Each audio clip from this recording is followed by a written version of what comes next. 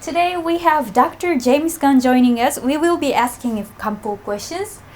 Dr. James Gunn has received Kyoto Prize in Basic Sciences this year on astronomical service he has been working on.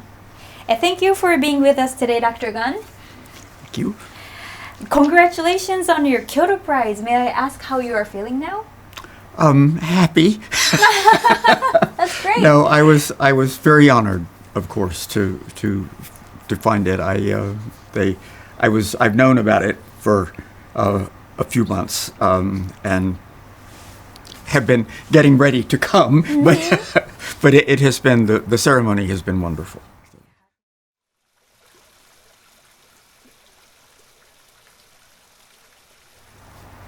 Since when did you think you want to do what you are doing now, studying this astronomical survey? I was very lucky, actually. In the talk, I gave a little bit of my history, but almost all my life is the answer.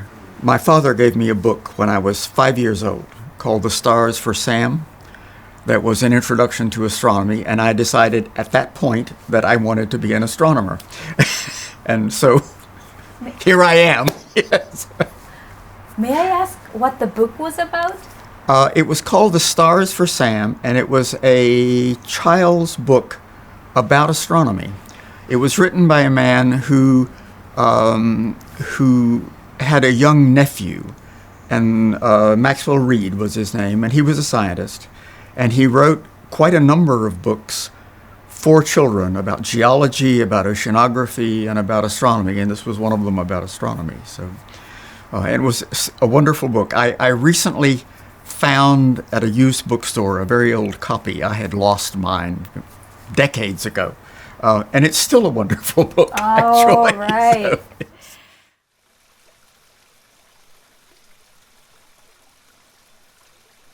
So, Well, talking about your childhood, when you were a child, you had interests in many things besides astronomy, such as engineering things, optical instruments, and paleontology, and also classical music. yes. You were interested in many things. And many things, but I knew I wanted to be an astronomer. So, Do you know why? no, I don't know. I think it was just incredibly appealing. I, like all children, I would go out in the night sky and look at the stars and say, I want to know about these things. And of course, when you're a child, you not only want to know about them, you want to go there. So it was partly the sort of fascination of space and so on. But I never went very far from the idea that I wanted to be an astronomer.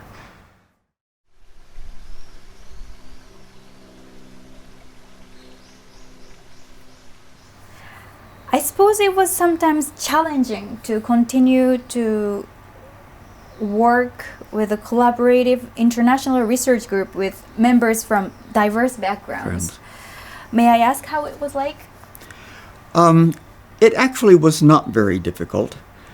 The communication was occasionally difficult, but one of the things both in the Sloan survey, which was early, and now I am involved in an even larger international collaboration that is led by Japan. If one is in a big project that everyone believes in, it's very easy to stay together and do the job.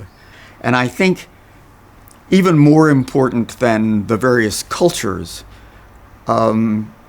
is sort of how happy the collaboration is. Because if it's not happy, it's very difficult. If the project is going well and is being led well, then it's fine. And I have had no problems at all with the international collaborations. And the Japanese, I must say, have been wonderful colleagues. But sometimes you may have different opinions about research or studies. Yes. How do you Well, cope with again, that? I think the important thing is that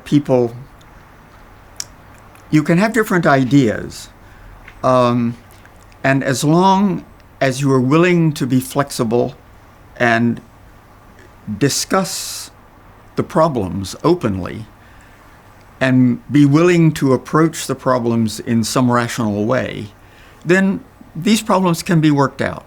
So I think it's only when you are unwilling to communicate that is the real problem. And that certainly has not been a problem in actually any of these projects. So it's important to express your opinion. Yes, and talk with other people and work them out, because generally there is some rational way to work them out. And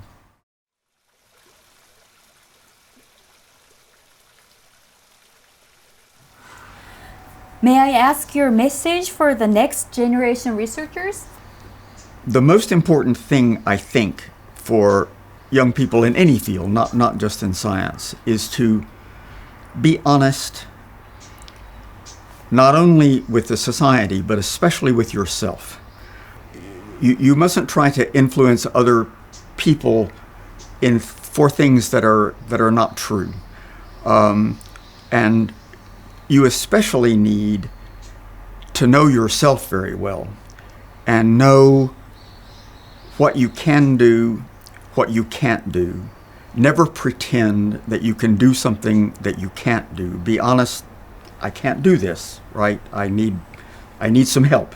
I need some time. Because if you once go down a path, I think, in which you are fooling yourself, you won't fool other people very well because they will know.